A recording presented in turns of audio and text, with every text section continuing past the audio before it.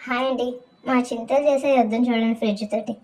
ఇది చేసే యుద్ధం చూస్తుంటుంటే అప్పట్లో ధర్మయుద్ధం గుర్తొస్తుందండి నాకు. అది యుద్ధం దేనికో అనుకుంటున్నారేమో, ఒక బిస్కెట్ ప్యాకెట్ కోసం అండి దాని యుద్ధం. ఆ బిస్కెట్ ప్యాకెట్ ఎదురుగా ఉన్నా సరే అటుపక్కి ఇటుపక్కి అన్నీ కిందకి లాగి పడేసి, ఆ బిస్కెట్ ఎదురుగా ఉన్నా సరే దాన్ని పట్టించుకోకుండా ఎంత గందరగోళం చేస్తుందండి. సర్లే పోనీ కదా అనేసని చేతికిద్దామనేసని మా ఇంటి పక్కన ఉన్న పాప అందులో ఉన్న ఒక బిస్కెట్ తీసిద్దాంలే అనేసని ఒక బిస్కెట్ తీసి ఇచ్చిందండి. ఆ బిస్కెట్‌ని ఏం చేసిందో చూడండి ఈ కంత్రిదే.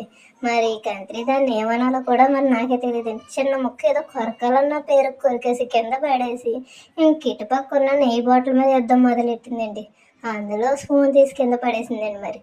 ఈ పిల్లకున్న అల్లరి ప్రపంచం మీద ఎవరికి ఉండదండి. అంత కంత్రి పిల్లండి ఈ పిల్ల.